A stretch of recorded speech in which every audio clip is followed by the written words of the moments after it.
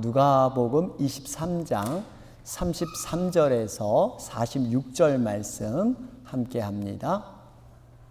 누가복음 23장 33절에서 46절, 우리 화면에도 말씀이 기록되어 있습니다.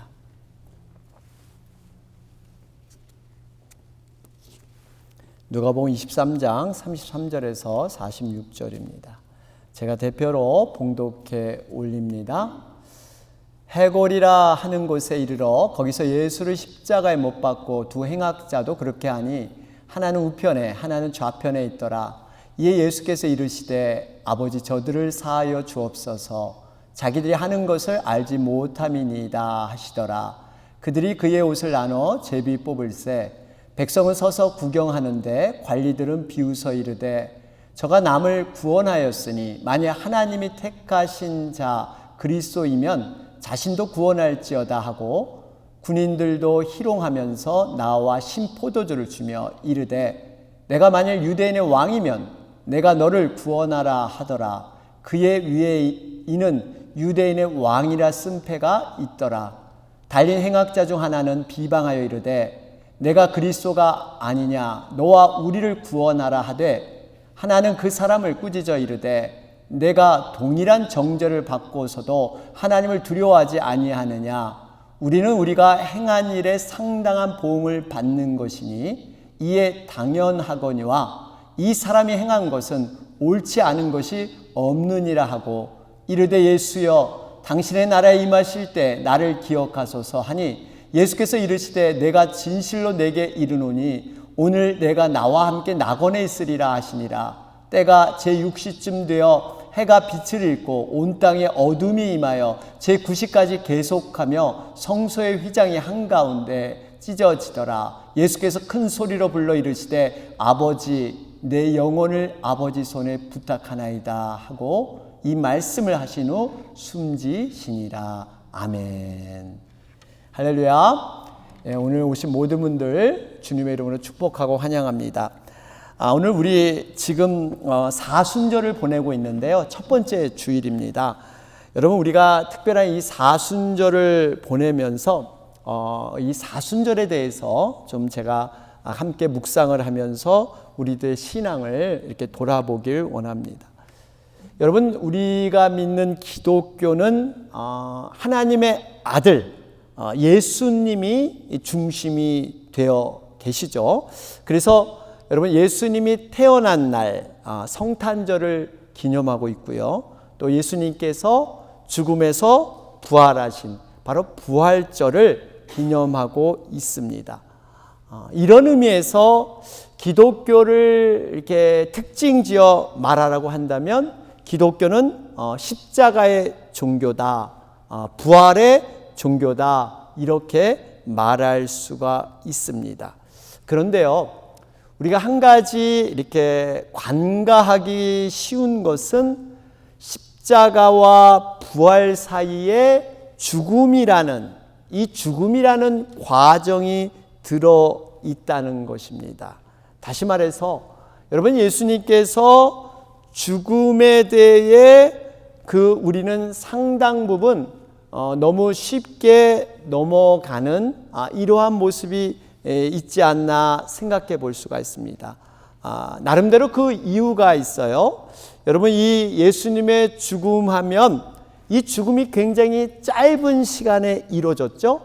사흘 만에 예수님이 부활하셨어요. 그러니까 3일이죠. 근데 이것을 정확하게 좀 더 구체적으로 얘기하면 40시간 만에 부활하다 보니까 예수님의 그 죽음에 대해서 별로 깊이 생각하지 않는 경향이 있습니다. 또 한편으로는 예수님의 그 이 승리가 부활로 강조되다 보니까 죽음이 마치 상대적으로 패배한 것처럼 약화된 이러한 모습도 볼 수가 있습니다. 어쨌든 여러분, 예수님의 이 죽음의 의미는 우리에게 너무나 중요합니다. 왜 그럴까요? 우리도 언젠가는 이 죽음을 맞이할 것이고, 또 하나는 이 죽음은 삶과는 결코 별개의 것이 아니기 때문에 우리가 이 죽음에 대해서 묵상하는 것이 너무 중요합니다. 여러분, 이 죽음이라는 것은 삶의 단절이 아니죠. 여러분, 삶과 연결된 것이 죽음이에요. 우리 믿는 자는 이 죽음이 끝이 아닙니다.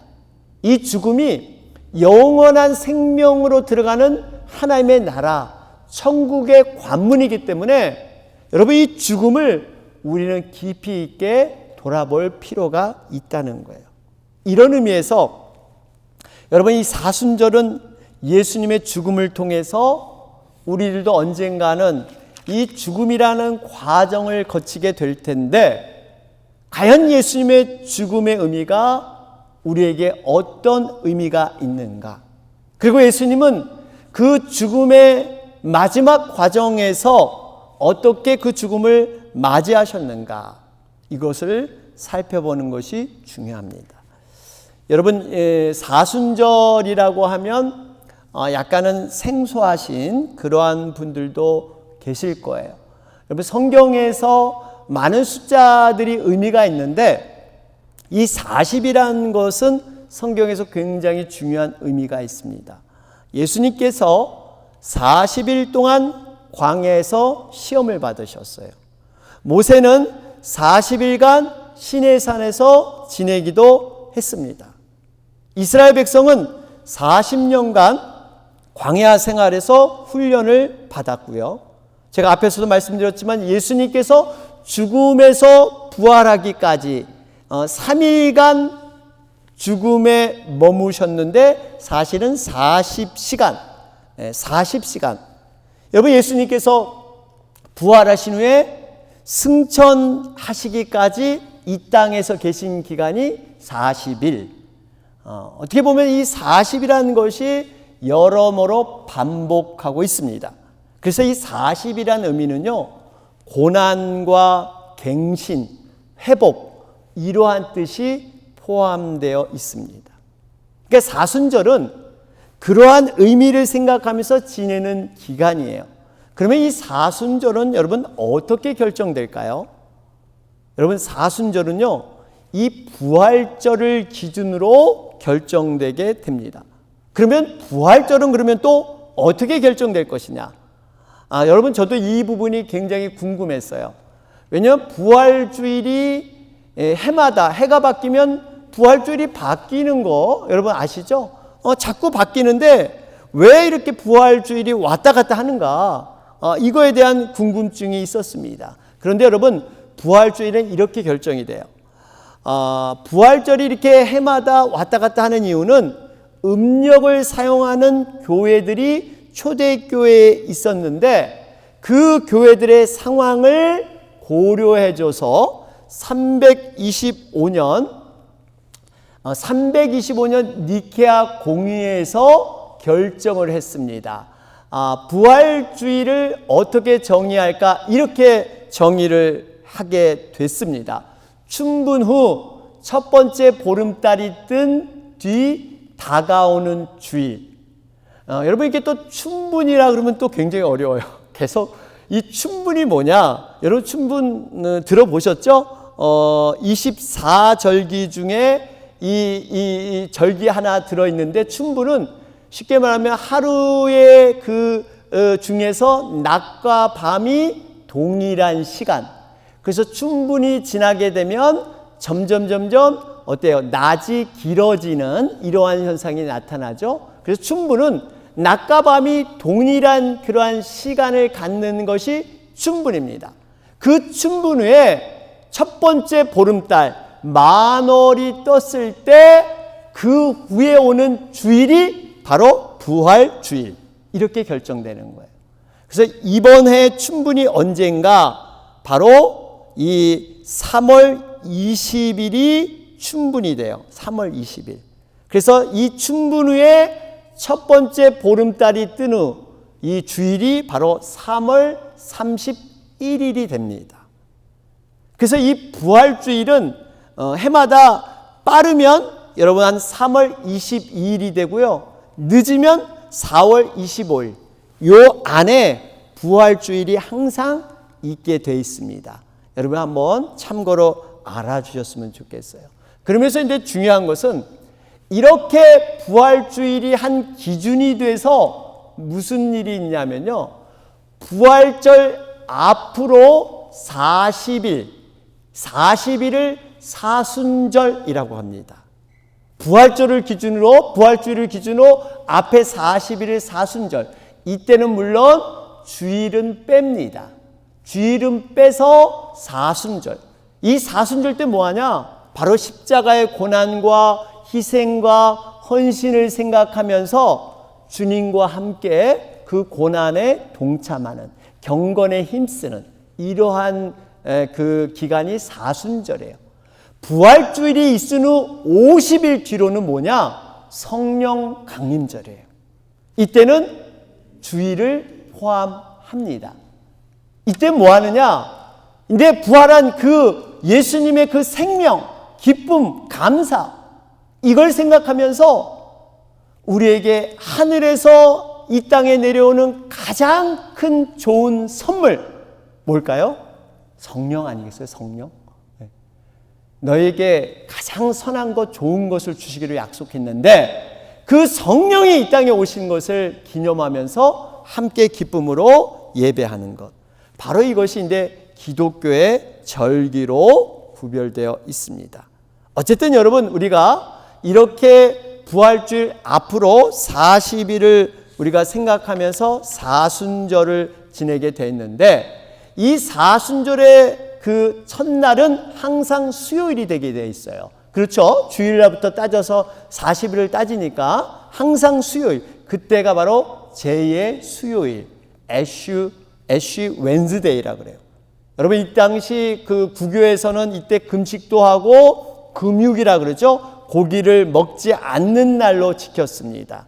그래서 이 제를 사용했는데, 여러분, 이 제는 죽음과 슬픔과 속죄, 이런 의미가 있어요. 민수기 19장에 가보면 이 제는 죄를 씻는 정화, 깨끗하게 죄를 닦아내는 그러한 상징이 있다, 이렇게 기록되어 있습니다.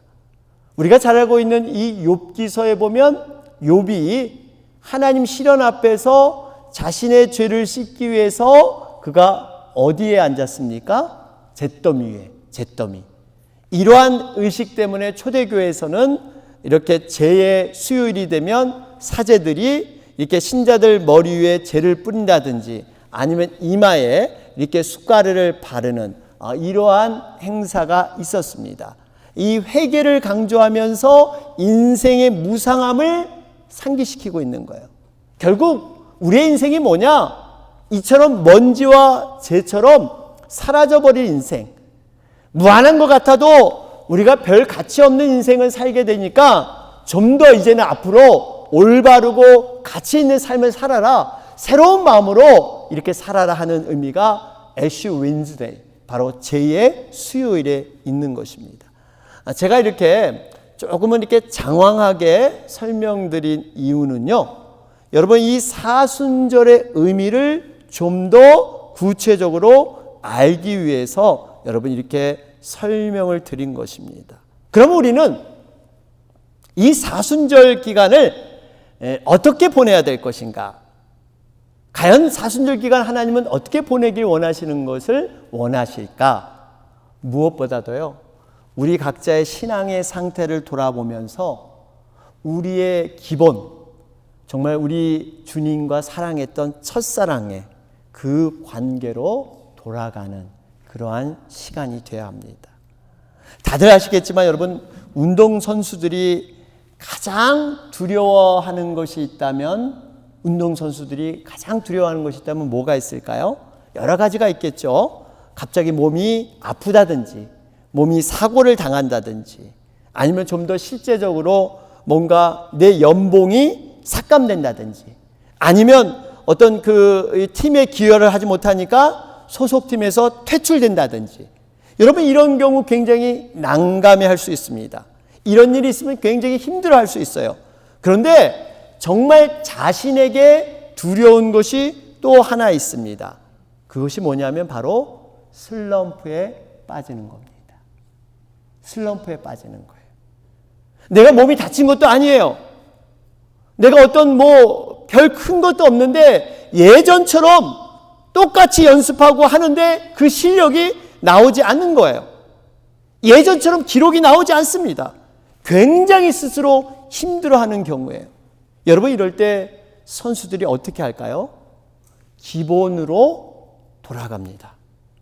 기초 체력을 더욱 강하게 하고 정말 이 운동에서 자신의 그 전공하는 운동에서 그 기본적인 동작 그리고 좀 더 쉼을 갖고 정신적으로 안정을 가지면서 여러 가지 어려운 고난도 기술이나 다른 거 하지 않습니다. 아주 중요하고 기본적인 것을 수없이 반복하는 이런 일을 하게 됩니다. 여러분, 이것이 우리들의 신앙 모습에도 그대로 적용될 수 있다는 거예요. 우리 자신도 때로는 알게 모르게 신앙의 슬럼프에 빠질 수가 있어요. 이런 것을 점검해 보는 그 기간이 바로 이 사순절 기간이에요. 여러분, 제가 앞에서도 지금 말씀드렸지만 이 운동선수들이요, 이럴 때는 너무 어려운 동작이나 기교 이런 거 안 해요. 정말 기본기로 돌아가는데, 여러분 이런 얘기 있죠. 프로 운동선수들에게는 개인 전문 트레이너가 있어요. 아시죠? 전문 트레이너가 있어가지고 이 운동선수에게 이 트레이너는요, 아무 운동이나 시키지 않습니다. 이 전공하는 운동선수가 발달돼야 될 근육이 있어요. 이 근육이 어떤 상하거나 망치지 않도록, 그래서 아무런 운동이나 다 하세요 이러지 않어요. 운동을 구별해서 이 운동은 좋고 저 운동은 안 좋으니까 하지 않도록 이렇게 해서 그 사람의 몸을 만들어주지 그냥 하고 싶은 거 아무거나 하라고 그러지 않습니다. 때로는 운동을 열심히 하다 보면요, 몸의 균형이 틀어져 있어요. 그래서 그 슬럼프 기간 동안 그러한 것들을 바로잡는 이러한 일들을 하게 됩니다. 여러분, 우리들도 믿음 생활할 때요, 이런 믿음의 근육들이 있습니다. 오랜 시간 나름대로 열정을 다해서 신앙생활을 하면서 뛰어다 보면 나도 모르게 순수한 믿음의 근육들이 많이 약화될 수 있습니다. 뒤틀려 있기도 하고 근육 속에 염증이 들어 있을 수도 있어요. 여러분, 우리들의 믿음의 근육이 뭘까요? 우리들의 믿음의 근육, 우리를 지탱하고 우리에게 힘을 줄 수 있는 그 믿음의 근육이 뭘까요? 바로 하나님과의 관계입니다.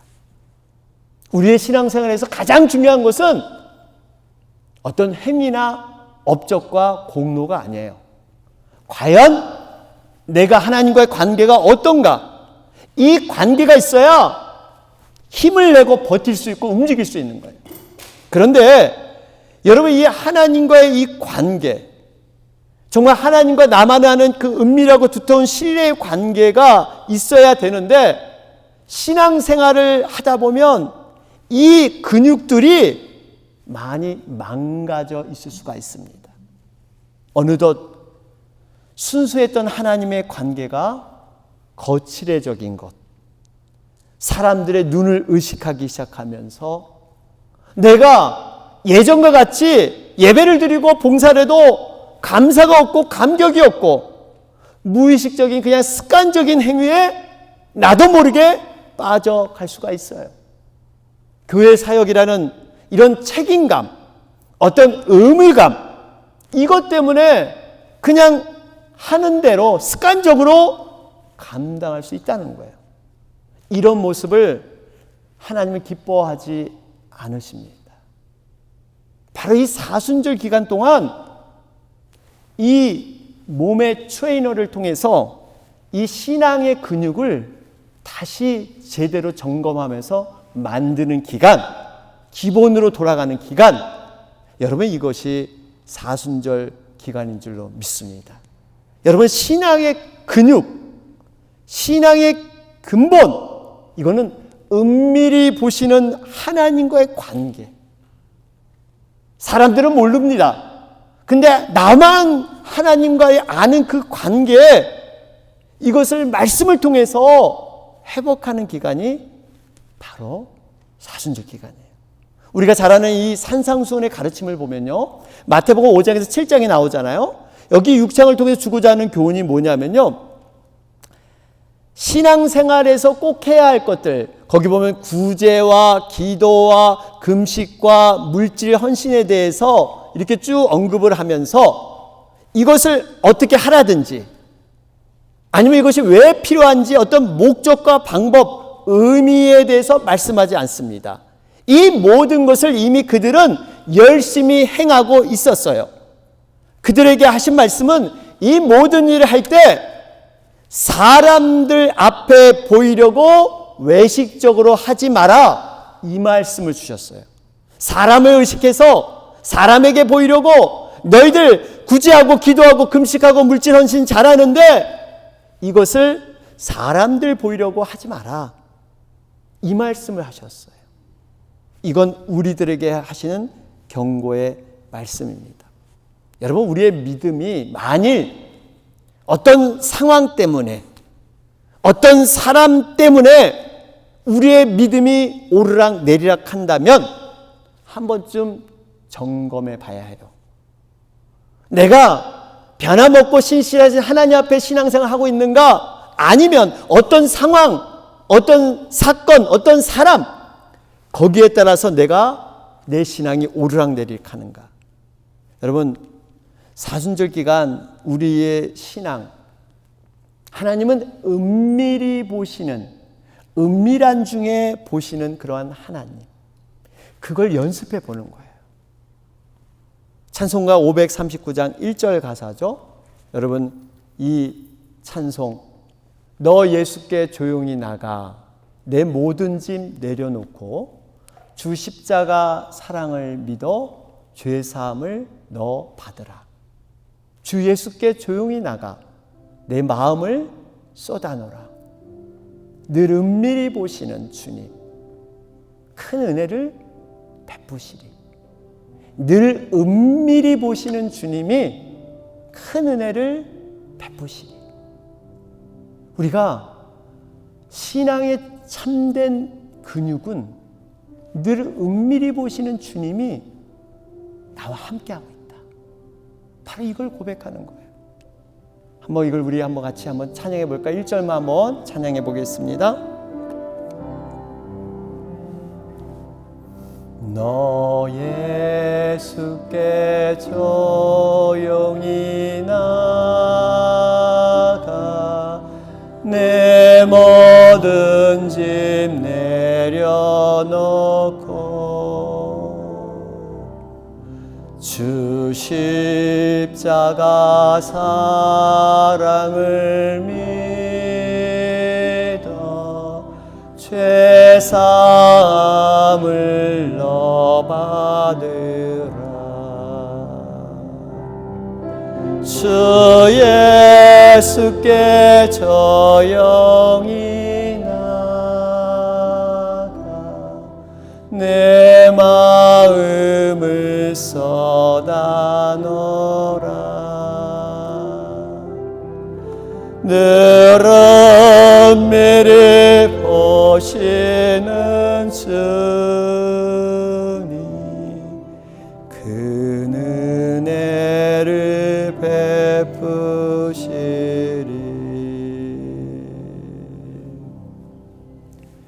여러분, 우리가 사람들은 아무도 모릅니다.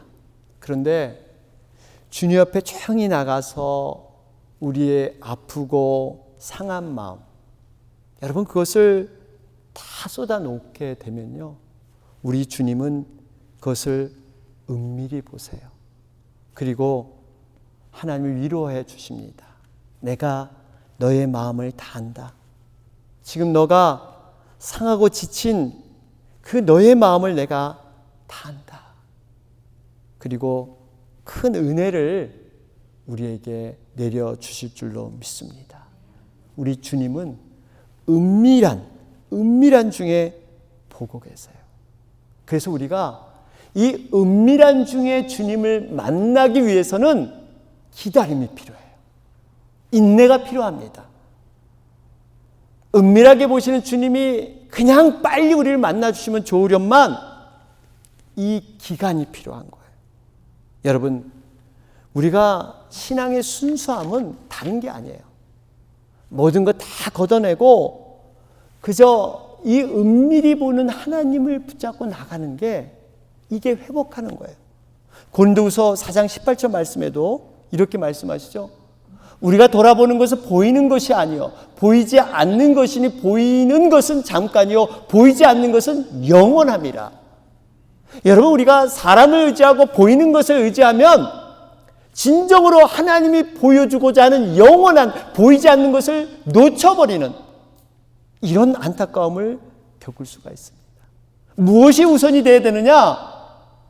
보이지 않은 것, 영적인 것, 믿음적인 걸 우선을 하면 그 후에 현실에 필요한 보이는 것들이 보이기 시작하는 거예요. 그래서 믿음은 뭐예요? 바라는 것들의 실상이라 그랬잖아요. 보이지 않는 것들의 증거라 그러잖아요. 바라는 것, 보이지 않는 것, 이것을 통해서 증거를 경험하고 실상을 체험하는 것이 믿음이에요. 그러니까 우리의 우선순위는 보이지 않는 것을 바라고 기대해야 돼요. 보이는 것부터 바라서는 안 돼요. 보이지 않는 것부터 기대하고 바랄 때 비로소 증거가 나타나고 어떠한 그러한 실상이 보이기 시작하는 겁니다. 보이지 않는 것들이 뭐예요? 믿음, 소망, 사랑, 하나님의 현존, 하나님의 임재, 하나님의 나라, 말씀의 능력, 성령의 역사, 성령의 능력, 성령의 충만함, 이런 것들은 눈에 보이지 않습니다. 그런데 이러한 눈에 보이지 않는 것들을 통해서 하나님은 증거를 보게 하시고 실상을 경험하게 하신다는 거예요. 우선순위가 보이지 않는 것을 먼저 바라봐야 돼요. 그래서 우리가 사순절 기간에 의도적으로 이 보이지 않는 것에 집중해 보는 거예요. 내가 그동안 세상에 바빠서 정말 이 보이지 않는 것들을 제대로 바라고 소망하지 못했다면 이제 그것을 놓고 좀 느리게 이 보이지 않는 것을 붙잡는 게 사순절 기간이에요.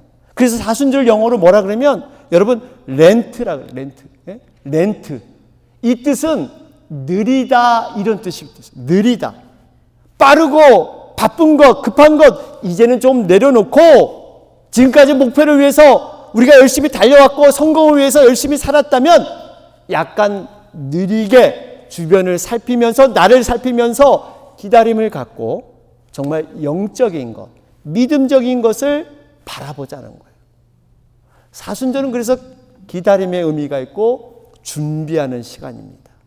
여러분, 예수님께서도 십자가에서 죽음을 당하시고 부활하시기 전에 어디에 계셨어요? 무덤에 머무르셨어요. 40시간 정도 무덤에 부활할 때까지 머무셨어요. 다시 말해 생명의 몸으로 부활할 것을 바라며 기대하며 준비하는 시간이 있었다는 거예요. 이 준비와 기다림이 바로 우리가 사순절 기간, 이것은 그냥 되는 게 아니죠. 분명히 예수님도 부활한다는 그 믿음, 그 확신, 우리도 분명히 이 기간을 통해서 부활, 생명을 갖는 그 기간을 확신하고 나아갈 때 이 기간을 의미 있게 보낼 수가 있는 겁니다. 여러분, 제가 늘 말씀드리는 것은 하나님께서는요, 하나님의 자녀들에게 진정한 하늘의 복과 하나님의 은혜, 부활의 능력을 부어주시기를 원하십니다. 우리는 받기를 원하지만 하나님 주시기를 원하시는데 그 주시고자 하는 마음이 우리가 받기를 원하는 것보다 더 커요. 그런데 하나님이 요구하시는 것 딱 한 가지, 그것이 뭐예요? 배움도 아니고 돈도 아니고 사회적인 지위와 능력도 아니고 딱 한 가지, 믿음. 너희들 믿음만을 요구해요. 이 믿음을 갖기 위해서는요, 우리가 해야 될 것이 뭡니까? 우리 자아, 선입관, 편견, 여러분 이런 것들을 내려놔야 하나님이 주시는 그 믿음을 우리는 받아들일 수가 있습니다. 사순절 기간에 바로 이걸 하라는 거예요. 오늘 본문 말씀은 예수님께서 마지막 십자가에서 보여주신 그러한 말씀인데, 여러분 이 십자가 죽음을 통해서 우리는 무엇을 배워야 되는가 가르쳐주고 있습니다. 제가 간단하게 좀 설명을 드리면, 여러분 예수님께서 마지막 십자가에서 하신 말씀이에요. 우리가 죽기 전에 하는 말씀을 유언이라 그러는데, 여러분 유언의 말은 굉장히 의미가 있고 중요합니다. 왜냐하면 모든 삶이 집약되어 있고 평생 동안 바람이 바로 이 유언 속에 들어있기 때문에 굉장히 진실된 소중한 말씀들이 유언에 있습니다. 그런데 더 오늘 본문이 의미 있는 것은, 예수님의 경우는요, 유언적인 말씀이 더 소중한 이유는 그 유언대로 죽기 전까지 동일하게 행동을 하셨기 때문에 그 유언의 말씀이 더 의미가 있는 거예요. 여러분 언행일치라 그러죠. 말과 행동이 동일했던, 일치했던 분이 바로 우리 예수님이셔요. 그렇기 때문에 이 말씀이 너무나 중요합니다. 여러분 우리가 예수님을 절대적으로 신뢰하고 믿을 수 있는 것이 바로 이런 부분이에요. 오늘 이 유언적인 말씀, 예수님의 행동이 무엇인가 세 가지를 통해서 함께 보기를 원합니다. 예수님께서 첫 번째 십자가에서 하신 사역이 대적자를 사랑하시되 끝까지 사랑하시며 기도하셨습니다. 오늘 본문 34절 보세요. 예수께서 이르시되 아버지 저들을 사하여 주옵소서 자기들이 하는 것을 알지 못함이니이다 하시더라. 여러분 이 기도는 누구를 위한 기도였을까요? 예수님을 잡아 죽인 원수를 위한 기도였습니다. 자기를 십자가에 못 박고 저주하고 욕했던 사람들을 위한 기도, 그들의 죄를 사해 주시옵소서. 과거의 율법은 이는 이로 갚고 눈은 눈으로 갚아라, 이 말씀을 완전히 뒤엎으셨어요. 동양사상의 창시자 공자는 이렇게 가르쳤습니다. 원수에게는 마땅히 공의로 갚아주고 친구에게는 은혜로 갚아주는 것이 마땅하다. 이것도 초월하셨어요.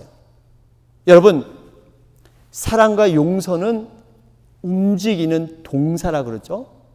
어떤 감정이 정리되고 감정이 좋아져서 용서하고 사랑하는 것이 아니라고 성경은 분명히 말씀하고 있습니다. 말씀에 의지해서 먼저 사랑을 해보라, 행동을 해보라. 그러면 나중에 감정이 정리되고 움직이게 되어 있다. 이게 성경의 가르침입니다. 바라기는요, 사순절 기간에 내가 용서해야 될 대상은 없는가? 내가 진정으로 사랑을 표현할 대상이 누군가 고민해 보시기를 바랍니다. 둘째로 예수님께서는 죽어가는 마지막 순간까지도 영혼 구원을 위해서 최선의 삶을 사셨습니다. 이게 바로 우리에게 보여주고자 하는 교훈이었어요.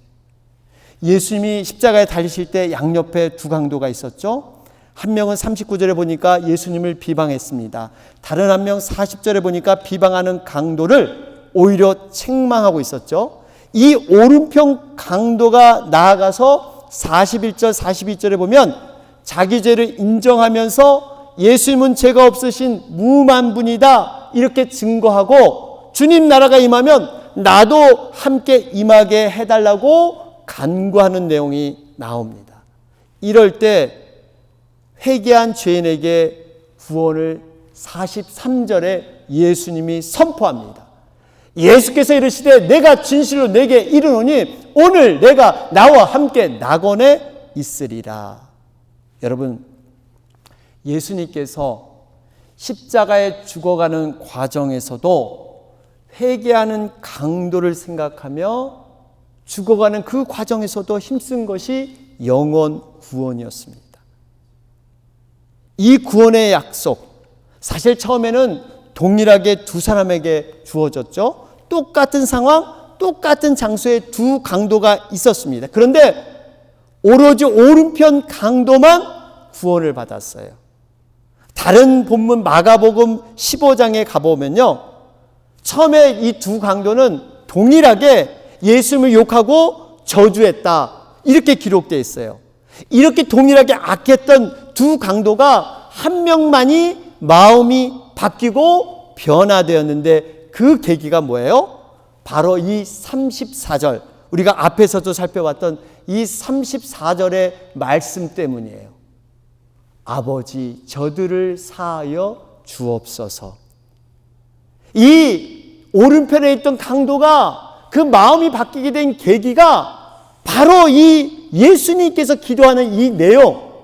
사람들은 죽을 때 욕하고 저주하고 원망하는데 어떻게 저분은 자신을 죽이려고 하는 사람을 위해서 오히려 중보하고 용서를 구할 수 있을까? 저분은 참 메시아고 하나님이시다. 그때 그 마음이 바뀌게 된 거예요. 여러분, 우리가 이 본문을 통해서 깨달아야 합니다. 마지막 순간까지도 예수님은 영혼 구원에 힘쓰셨고, 마지막 십자가에서 드렸던 저 중보기도가 한 영혼을 변화시켰다는 거예요. 여러분, 중보기도를 포기해서는 안 됩니다. 그 영혼이 죽을 때까지, 죽어서 숨이 넘어갈 때까지 중보기도를 포기해서는 안 돼요. 중보기도는 죽어가는 그 극형에 처한 강도의 마음을 바꿔버리는 놀라운 능력이 중보기도에 있는 줄로 믿습니다. 우리는 이 중보기도의 의미를 알고 이 사순절 때 과연 영혼 구원을 위해서 누굴 위해서 기도할 것인가? 포기한 영혼이 있으면 다시 떠올려서 기도해야 됩니다. 바로 이 기도의 능력, 영혼 구원에 대한 사랑의 마음, 여러분 이것을 회복할 수 있기를 바랍니다. 세 번째가 우리 주님은 예수 십자가에서 주어진 사명을 끝까지 완성하셨어요. 사명을 끝까지 십자가에서 완성하셨습니다. 예수님의 마지막 하신 말씀이 46절에 나오는데 예수께서 큰 소리로 불러 이르시되 아버지 내 영혼을 아버지 손에 부탁하나이다 하고 이 말씀을 하신 후 숨지니라. 여러분, 지금 예수님이 어떤 마음으로 아버지 내 영혼을 아버지 손에 부탁하나이다, 어떤 마음으로 이런 고백을 하셨을까요? 이 의미는 이 땅에서 예수님께서 주어진 사명, 그 사역을 충분히 감당하고 끝냈다, 이런 의미가 들어있습니다. 완벽하게 이 사역을 완성하셨기 때문에 이제는 자신 있게 하나님 품에 돌아갈 수 있는 바로 이런 고백을 하고 있다는 것입니다. 여러분, 우리들은 과연 임종할 때 죽음 앞에서 우리는 어떤 고백을 할 수 있을까요? 정말 아버지여 내 영혼을 아버지 손에 부탁하나이다, 이러한 숨을 거두면서도 하나님과의 만남을 조금 더 의심하지 않고 정말 이 땅에 주어진 사명을 충성되게 감당했기 때문에 이젠 아버지 품으로 돌아가는 이러한 고백을 우리도 할 수 있을까요? 사랑하는 여러분, 사순절 기간 우리가 한 가지 돌아봐야 할 것은 우리 각자에게 맡겨진 사명들을 돌아볼 필요가 있습니다. 특히 우리 교회 가운데 허락하신 사명, 교회의 본질, 존재 목적, 여러분 이러한 것들을 돌볼 필요가 있습니다. 결론적으로 이제 프레드릭 위너크라는 그 작가가 이런 얘기를 했어요. 자신이 예수님을 영접한 후에 자신의 인생을 3번의 시간으로 나누었습니다. 첫 번이 시간 이전의 시간, 시간 이후의 시간, 시간 너머의 시간. 자기 인생은 이렇게 3가지 시간에 의해서 살아갔다, 이렇게 고백을 했어요. 시간 이전의 시간이 뭡니까? 그저 아무 생각 없이 세월 가는 대로, 시간이 주어진 대로 무감각하게 그저 그냥 시간을 흘려보내는, 시간을 죽여가면서 이렇게 살았던 시절. 시간 이후의 시간은 현재 시간을 나름대로 노력하면서 성취하면서 그런 일이 있으면 기뻐하고 반대로 나름대로 실패하면 좌절하고, 어떻게 보면 현재 시간에 갇혀서 자기의 인생이 살았던 기간이 시간 이후의 시간입니다. 그런데 예수님을 영접하고 신앙을 갖게 된 후에 이제는 시간 너머의 시간을 살게 되었다는 겁니다. 여러분, 시간 너머의 시간이 뭡니까? 우리가 비록 이 땅에 발을 딛고 살지만 이 모든 시간에 우리가 갇힌 것이 아니라 시간 너머의 영원한 하나님의 나라, 하나님께서 우리의 삶을 다 구체적으로 카운트하시고 보고 계시고 이것을 영원한 하나님의 시간으로 사용하시는, 시간 너머의 시간으로 그는 살고 있다, 이렇게 고백하고 있습니다. 사랑하는 여러분, 우리도 정말 이런 시간을 살기를 소원합니다. 시간 너머의 시간, 분명히 하나님께서는 우리가 이 땅에 살아가는 모든 삶들을 정말 보고 계시면서, 특별히 사순절 기간 조금 우리가 바삐 살았다면 조금 늦춰서 영적인 것, 믿음적인 것에 우리가 다시 한번 신앙의 기본기를 바라보며 돌아가는 여러분과 제가 되길 주님의 이름으로 축원합니다. 아멘.